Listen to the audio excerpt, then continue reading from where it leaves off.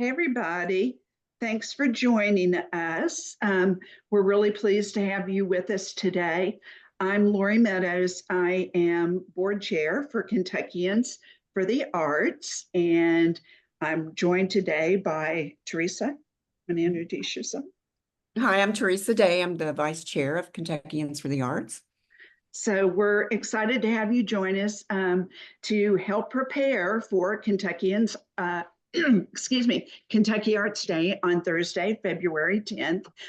We have the schedule and all of the links for Arts Day available for our website, and I'll put that information in the chat in just a moment. What I just want to point out that what we cover today is not just for use on Arts Day, that it can help you guide your future arts advocacy.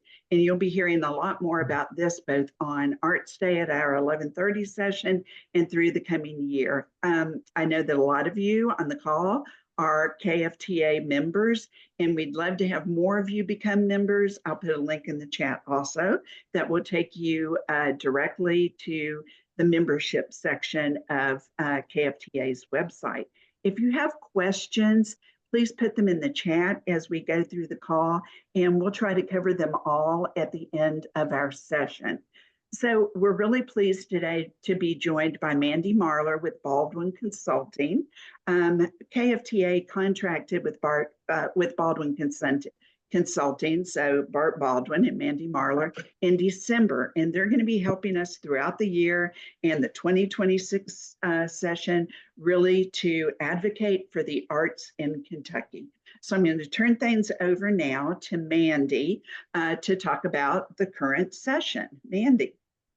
Hello, everyone. I almost said good morning. I don't know if anyone else is feeling like that. I'm sure you are. I know there has been a lot of swirl from all levels of government this year, and we could not be more proud to stand with you in this moment and really make sure that you have a clear and compelling advocacy message to deliver to your state legislators who represent you and your constituents together. So I'm grateful to be with you and cannot wait to see everybody on Thursday. The first thing that I want to kick off with is just kind of a high level, where are we in this legislative session? And sort of where is everybody's all the headspace of policymakers as we move through a very fast and furious short session. So again, this is a short session. Kentucky passes a biannual budget, and they do that in even numbered years. So they passed a budget in the 2024 session. Those are long sessions that last 60 working days. In the odd numbers years, we do not pass a budget, and we try very hard not to open the budget or have appropriation considerations. And those are 30 working day sessions. So it is half the working length of time of those long sessions, which means things move very quickly, but we have a lot more air in the room because we aren't having a full-scale comprehensive budget conversation. So we'll be about 10 days into that session, that 30-day, a little more than 10 days into that 30-day session when we see you on Thursday.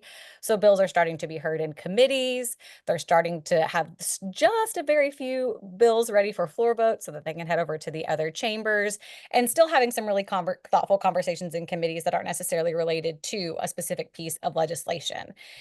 They will continue to meet until mid-March. Then they will break for about 2 weeks for a veto break, where the governor, of course, can veto any legislation passed thus far.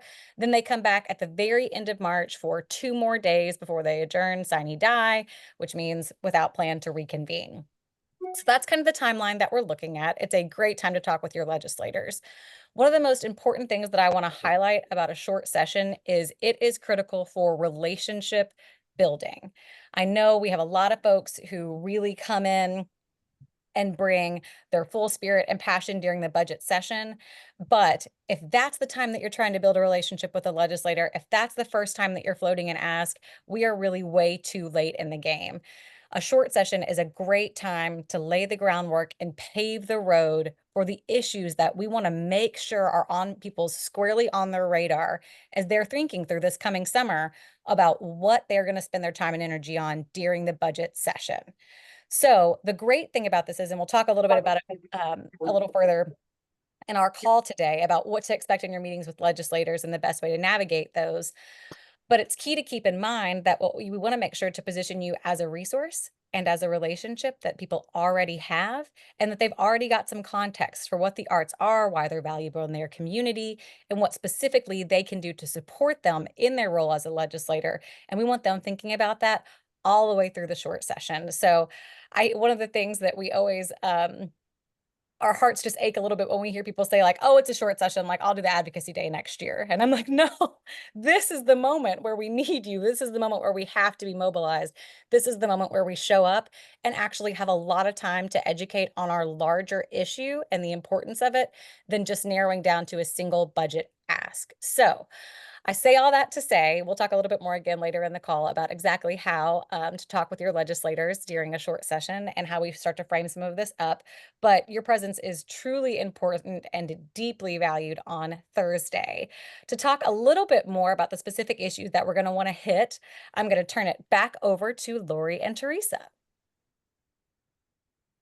I should also pause. If anyone has questions sort of about what's swirling in the legislature, what a short session looks like, please throw them in the chat, unmute, whatever works for you.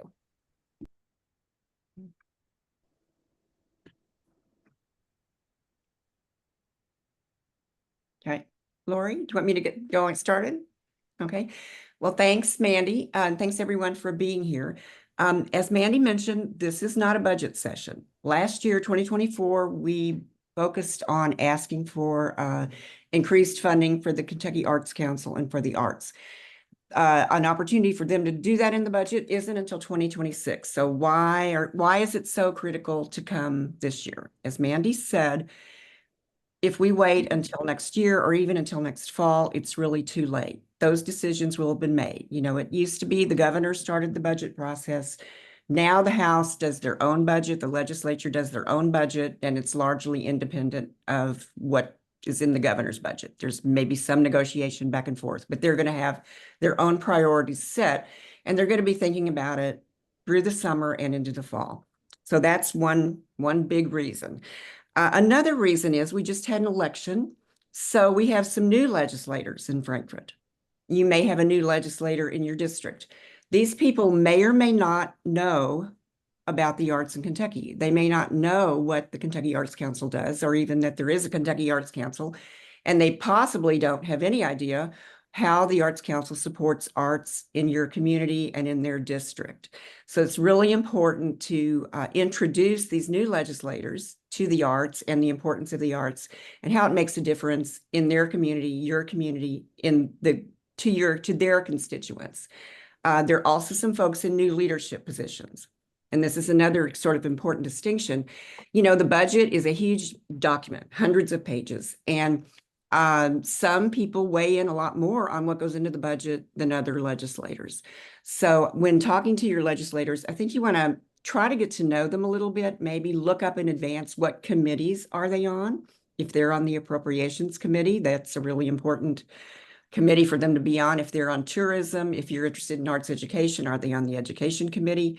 And when you talk to them, you might ask them to share the information you're sharing with them with the leadership, because basically the budget's going to get written and the individual legislators will vote yay or nay on it, and they may not even read all 300 or 400 pages. So we just have new folks that need to get this introduction. We need to start at the beginning with them, building that relationship. I think another thing that we're concerned about is kind of generally the chaos that's going on right now with funding in particular, with federal funding. Nobody knows exactly what's going to happen here and how it's going to shake out. You know, there have been freezes, there have been unfreezes. We don't know where it's going to end up. But I think if you follow the news, you can see that any type of adjustments in federal funding will have an impact in Kentucky. It might be a direct impact, like say if NEA funding, National Endowment for the Arts funding, is cut or reduced, that's a direct impact on Arts Council funding. There are other types of funding that could be affected if people lose jobs, if there are federal employees that get laid off, if tariffs impact our revenue situation. You know, throw this in with the fact that they've just voted in another tax cut. And I think we could see a situation where the state is really trying to figure out how to cover a lot of expenses that they weren't having to cover previously. And as we know, often when people are looking for easy places, what they think are easy places to cut, unfortunately, they look at things like the arts. So it's really a time to get the message across about the value of the arts and the impact of the arts. And as Mandy said, it's really the time to begin a relationship. I think to set the foundation for a good relationship with your legislator. Get to know them, a little bit about them, let them get to know you. And I think it's, if you go in, you want to share with them the way the arts are having an impact. All the audiences you're serving, children, families, seniors, veterans, the impact that may not be as obvious to somebody outside of the arts community as it is to those of us that work and live in it. So, in a way, I feel like the legislators are our fellow citizens. They're our neighbors. They live in our community. We live in their community. Their kids, grandkids, we all go to, they go to the same schools. They go to the same events. We celebrate at the same festivals. And so, I think that's the kind of foundational relationship that I would think about trying to establish this time, is getting to know who is your legislator. Are they involved in the arts? Do they care about the arts? You might be surprised. And, I'd I guess say, don't make any preconceived notions, because it's real interesting in some of the meetings we've had. Some of the folks that maybe we didn't expect to be so art supportive because of, party affiliation or whatever, we found they're really strong advocates and they really care about the arts and they're directly involved. So maybe, go in with an open mind. Let's just get to know folks, tell them who you are, that you care about it. Thank them for the fact that we have an arts council. It's not, all the states do have them, and I think only one's really tried to get rid of it, but you never know what's going to happen. And it is an important part of Kentucky. The arts are an important part of our heritage. So I think that, we want to thank them for funding it. We want to make them aware, though, to lay the foundation for asking for budget increases next year to the dire state that the Arts Council funding is in. I think just as they may not be aware of what the Arts Council does, even whether they're a new legislator or an existing one, they may not be aware of how severely the funding has dropped. And we've got some handouts for you on this. Just quickly, we're 45th in the nation in per capita Arts Council funding. The current funding is lower than it was in 1987, which is pretty shocking. Most everybody that's seen that is pretty shocked by that. And so we need to be pushing to rebuild the funding so that the Arts Council can continue to serve, to do all the good work, and that your organization, your neighbors and friends, and the people that you work with can continue to serve their constituents and help them serve the people of Kentucky. So I think, it's a good idea to maybe ask them. Mandy mentioned we want to be a resource. What would they like to know? Is there any information about the arts, either in their district or statewide, that they would like to know about? You don't have to know all the answers. If you go in, KFTA, one of the things we'll try to do is help you get those answers and get back to your legislator. It's a really good way and reason to reconnect with them. And I would also say, get to know their assistant so that you can stay in touch with them throughout the session and beyond. Maybe find out, if you don't know, what do they do, so that when the session is over you go back to your home community, maybe there's an opportunity there to make another connection with them. And I would say, tell them you're going to stay in touch with them and really do that. Call them once every other month. Hey, here's what's going on in our community. Here's what's going on with my organization. How are you doing? What are you thinking? So I feel like, this is a really important time in sort of a non-panic stricken situation. It's not a budget year. We're not waiting for that budget to hit the deck and look at it, to get them information, get them thinking about the arts, about the importance of the arts, what the arts bring to their community and to the state. So those are kind of the issues that we're thinking about. Lori, do you have anything, or Mandy, you have things to add to that? Yeah, I have a few things. I think one of the things that we want to keep in mind, all of us, is that a well-funded state arts agency means better recognition and appreciation for the arts statewide, including at the local funding level and by donors. You know, again, you don't want to be in that poor us situation. A lot of people are not aware, a lot of legislators are not aware of the domino or trickle down effect of funding to the state arts agency. You know, there are a lot of artist programs, entrepreneur programs that it funds. So that's important too. You know, when you talk about funding to the state arts agency, it's because that means that we can have arts throughout the state. Our organizations, our artists are funding. So you have to make sure you make that connection for them. If you, excuse me, are not connected with an arts organization, is there one in your community that you participate in?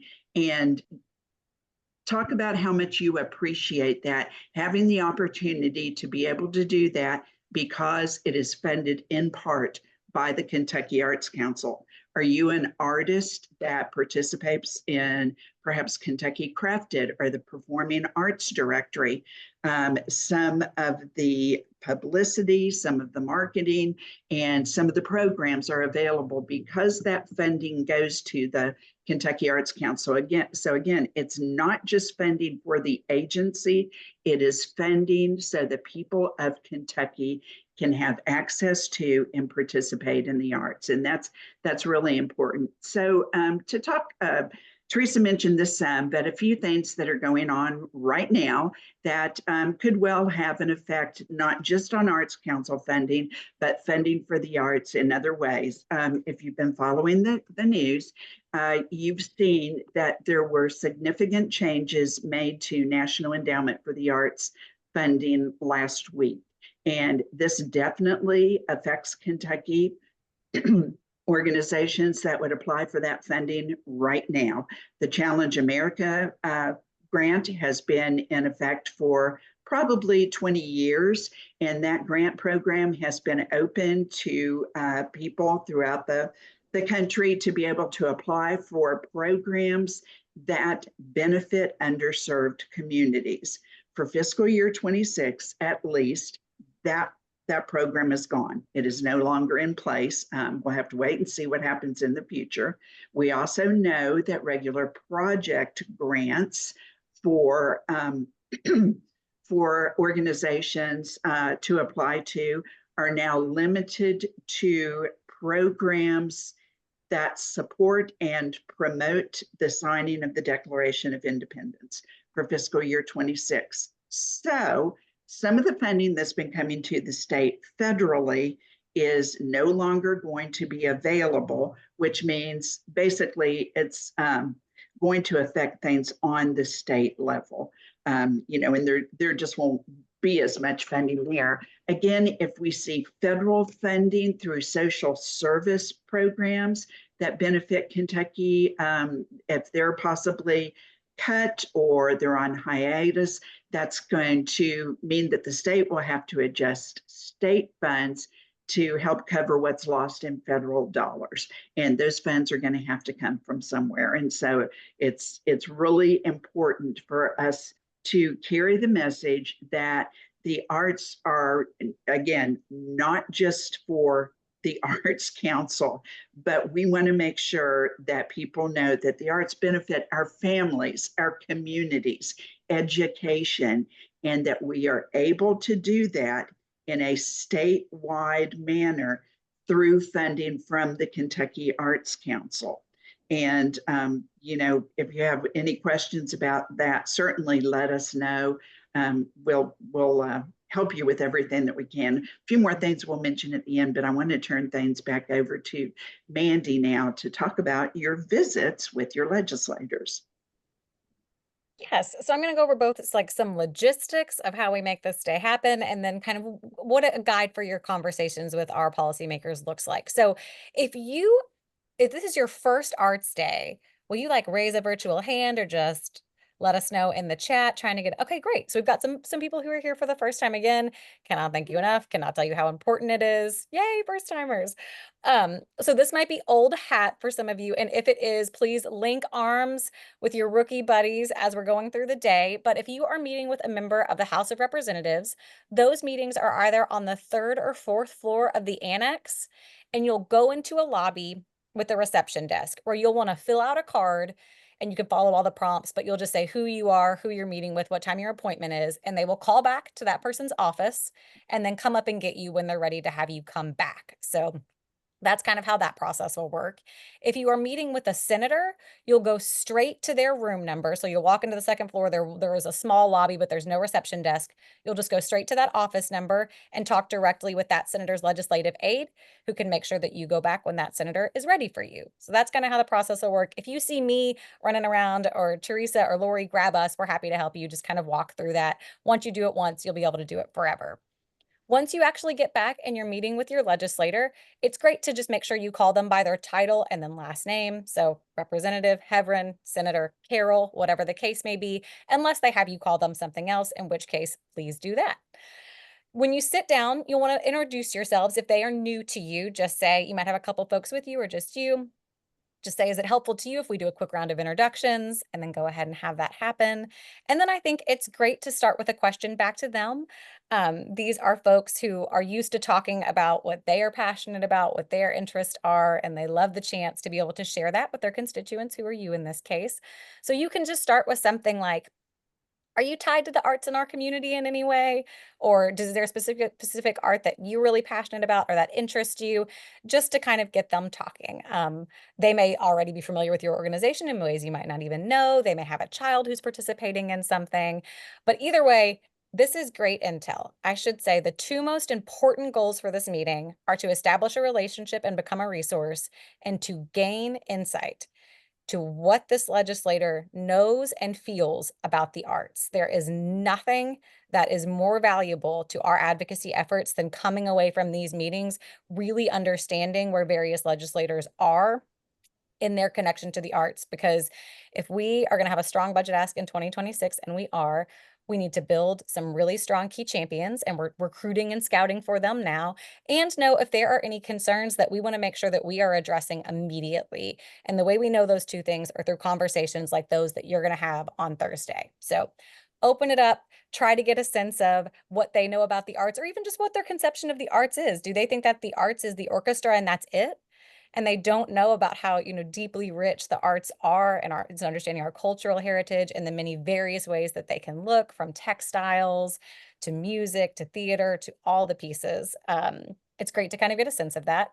And then talk specifically about your program. And the thing that I would say is most important to bring is some kind of story that illustrates your impact. So what it has meant to a child, what it has meant to a family, what it has meant to your community, what it has meant to the main street where you operate, whatever it is that you really feel like provides a compelling illustration of why your organization is important in your community and a cornerstone of the culture that you have built there.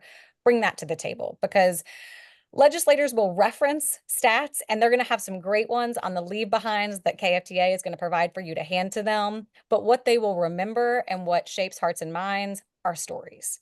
So think about one of those, think about a couple of those that you might be able to share, and then let the conversation flow. And then, as Lori and Teresa mentioned, after you've had some time to really talk about the mission of your work, their connection to it, let that conversation go as long as it can, then mention, we are actually a part of an industry that is critical to Kentucky, and we are collectively supported by the Kentucky Arts Council and the work that they do. And actually, they could have much more reach in ensuring that Kentuckians throughout the Commonwealth have access to experiences like those that we offer. So we would love to talk to you in the interim about how in 2026 we can make sure that Kentucky remains competitive with a thriving arts industry, and that involves this investment. So on the 1-pager you're going to get, we really spelled that out. And this is simple, and I think you're going to find a lot of folks, as Lori mentioned, just shocked that our arts funding has decreased so significantly over the past couple of decades. But the ask is really to restore funding back to 2001 levels. So we're looking to go back 20 years and just even meet that mark again of 4.5 million for the Kentucky Arts Council. So make sure that they know, you know, it's not a budget year. They will probably like cut you off right away and tell you that. And you can say, yes, I know, but we are so ready to talk to you about making sure that we can get this investment really seeded throughout the state and be able to leverage the incredible benefits for children, for families, and the economy that the arts bring. So it's good to tee it up. Good to make sure that you already know. We know what the ask is. We're not unclear. We're very prepared to talk about it. And then the most important ask of all, and we've kind of mentioned it, is to say, we would love to meet with you in district in the interim. So once session is over, could we have coffee? Would you like to come visit our organization? We want to make sure we contact you about that, and just go ahead and make sure that they know when session wraps, you're going to be coming to them for another connection, to make sure that they really have a chance to immerse themselves in the work that you do and in the importance of the arts in their community, so that they've got really concrete ways to understand what it looks like if we were to increase this investment and how powerful that can be for all Kentuckians. And then these meetings are typically about 15 minutes. So that's normal. Don't worry if it feels short. That's about how much time that they can give in the busy days during session to each constituent that comes in to meet with them. So that's kind of the time frame to sort of have in your head. And again, if you don't even get to saying 2001 levels $4.5 million annually, that's fine. If you come away being like, okay, here's where I think that person is on arts, and here are some things that I think we can really use to maximize their passion and understanding around it, and here are some concerns and questions we really need to address, you have succeeded in every imaginable way for what you could do in 15 minutes on this advocacy day. So just keep those things really squarely in your mind. If you do get questions that feel uncomfortable, and I'm going to just tee up a few of those, there are a couple of ways just to handle those in ways that make sure that nothing gets tense in the room. So if you were to get a question about DE&I, we know this is just front and center of conversations around federal funding right now. We know this is an issue that the legislators taken up, particularly as it relates to our institutions of higher education, but also our primary education and in supportive services. I would just say something like, I can't speak to any organization but our own. Let me tell you a little bit about what our programming looks like, and circle right back to talking about the things that you do every day that are most central to your mission. You do not have to answer any question like that on behalf of the industry or a sector or other arts organizations or anybody else in Kentucky. You can just talk about your program and say you'd be happy to share more information just about what your programs looks like and how you make sure that you're really reaching everybody within your mission. It can be as simple as that. And I hope no one will push you on that. I think that people will be thoughtful. I think it's unlikely that they'll get you with a question like that if you really, again, start from just kind of that relationship building place, checking where their head is and sharing some stories that you have. If you get questions that are incredibly technical, like about the Kentucky Arts Council or the budget ask or anything, just say like, that's a great question. I'm going to make sure that the folks at Kentuckians for the Arts circle back to you on it, because they've really got the numbers down. They're really the source of the data on all of this. And we will absolutely make sure that we follow up. So don't feel like you have to answer on the spot. Legislators ask all kinds of very specific questions, even in committee meetings that folks can't answer. They're used to that. They're prepared for it. It doesn't offend them. They don't think you're less of an expert because of it. They just may genuinely want to know the answer to that question, and we can get it for them. So again, any question that feels technical or you just don't know, be like, that's great. The Kentuckians for the Arts is here today. They're going to make sure that they follow up with you. They'd love to do that. You're going to hear from Lori or Teresa on that. Any questions about how those meetings may go, questions you may get, anything we can help you to just feel really comfortable and prepared for the day?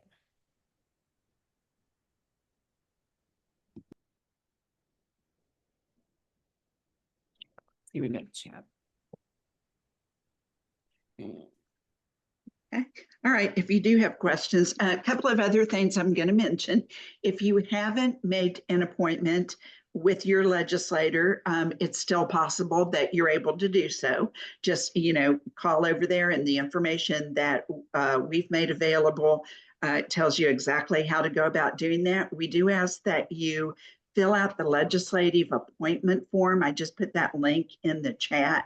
That will let us know which legislators are being met with.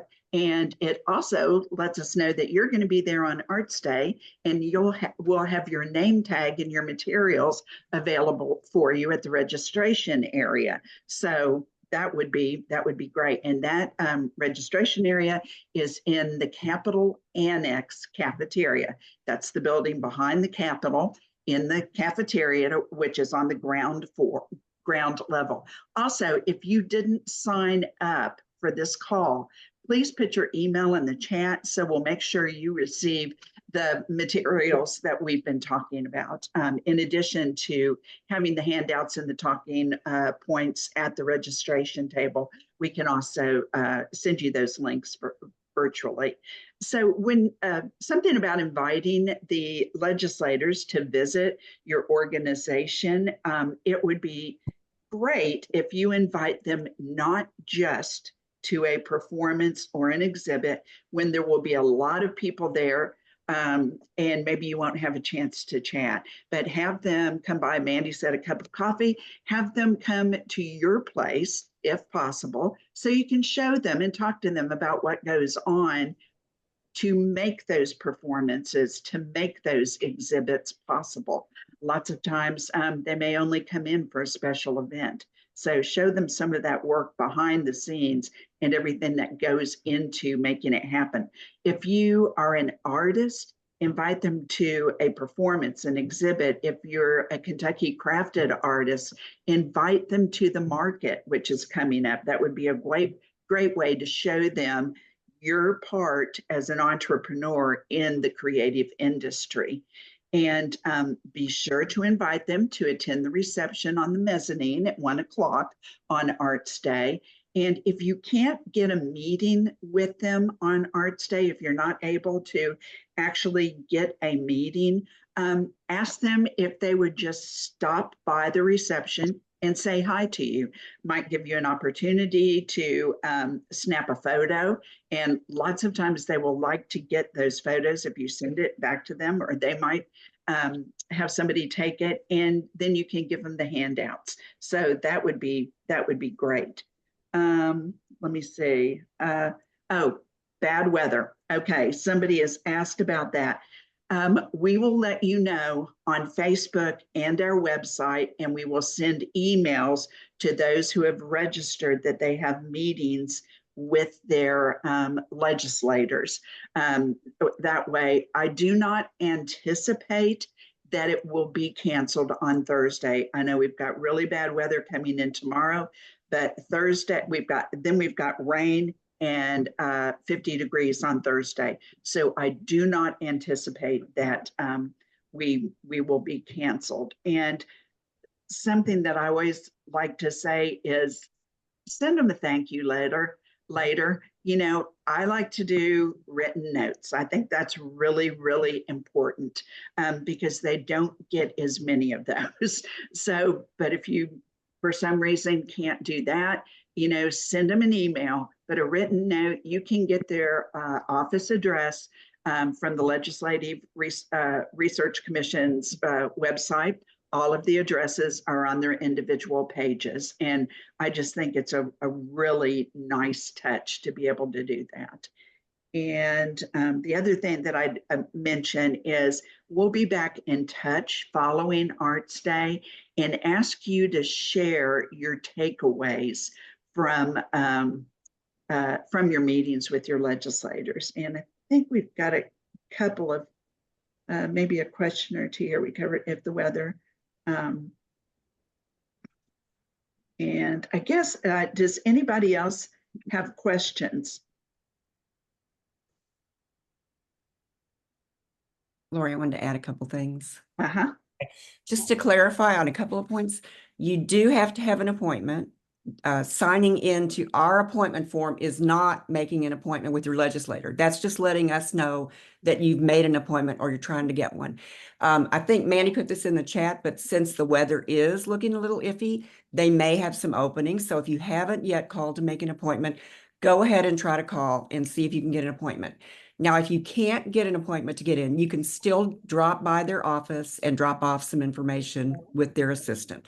So do that if you're not able to get the appointment made. And while you're there, maybe pick up the business card for the assistant, because that way you'll have a name and a separate phone number that's aligned to get into your senator or representative. And the other thing is, I would say, take some photos. If you're taking a group with you, ask to snap a photo with your legislator. Last year, we got a lot of great photos, and we'll post them on our website and online. It's an exposure for them, and you can say we were so happy to meet with Representative so-and-so or Senator so-and-so on Arts Day. And the other thing I would say is, just try to have fun. I mean, I think if you could share your enthusiasm and love for the arts, that's one of the most important things. So really looking forward to see you all on Thursday.